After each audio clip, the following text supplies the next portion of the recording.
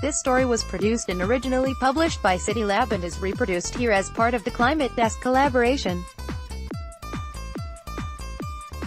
It's no surprise that a list of places most at risk from climate change and sea level rise reads like a who's who of global cities, since historically, many great cities have developed near oceans, natural harbors, or other bodies of water.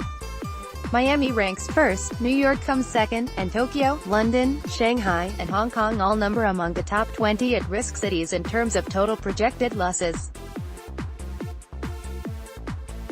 Cities in the less developed and more rapidly urbanizing parts of the world, such as Ho Chi Minh City and Mumbai, may experience even more substantial losses as a percentage of their total economic output.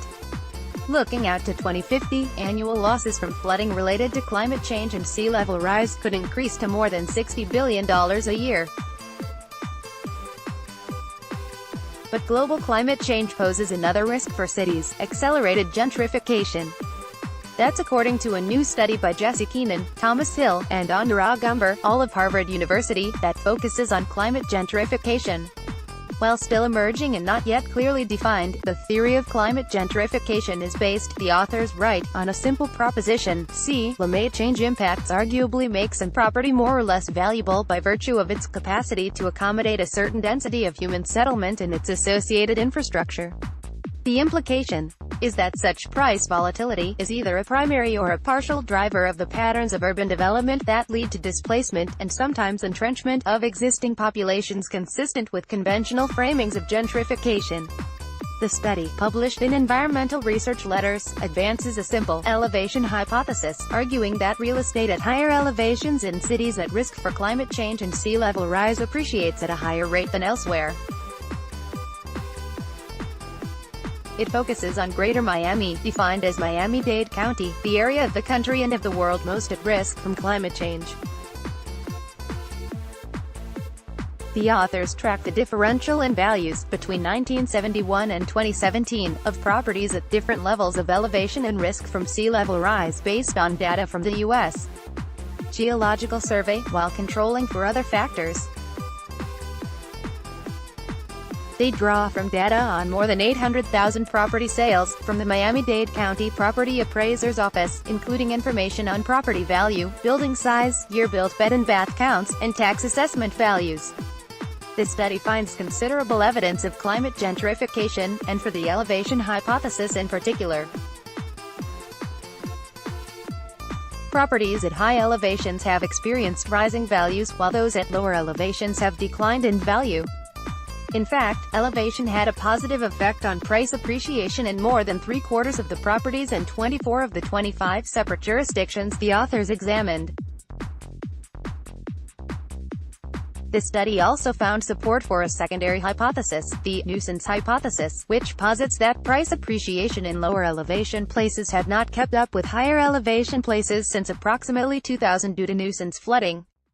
Generally speaking, the areas that had the strongest regression coefficients, that is, the places where elevation best predicted the change in real estate prices, are all along the coast and at the highest risk of flooding, as the graphic below shows. They include Key Biscayne, Miami Beach, and a number of exclusive island enclaves, as well as Sunny Islands and Golden Beach to the north. But these positive associations spanned landlocked communities as well as coastal ones. In fact, more than half of the jurisdictions with positive correlations, 13 out of 24, were landlocked. All of these have significant water exposure in the form of lakes and drainage canals. The largest jurisdiction in the sample, unincorporated Miami-Dade County, showed the lowest but still positive correlation. Climate gentrification typically occurs via three main pathways, according to the study. The first, and most common, is simply where investors start to shift capital to more elevated properties. The authors dub this a superior investment pathway. The second occurs when climate change raises the cost of living so that only the wealthiest households can afford to stay in place. This is a cost burden pathway. Lower-income households are forced to move away as the escalating costs of insurance, property taxes, and repairs price them out. The third pathway is when the environment is re-engineered to be more resilient. This is a resilience investment pathway. The researchers cite the example of Copenhagen, as some of its neighborhoods have been upgraded for resilience, more advantaged households have moved in, and less advantaged, lower-income households have been forced out.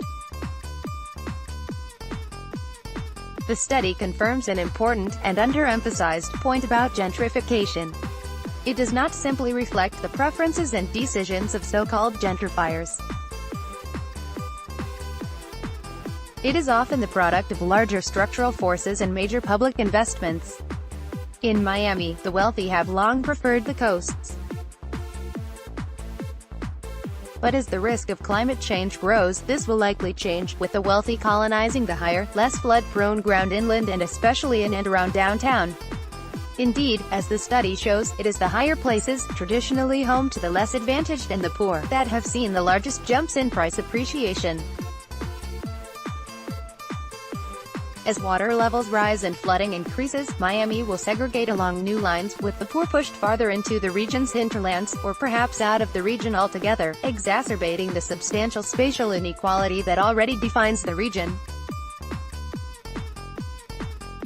Download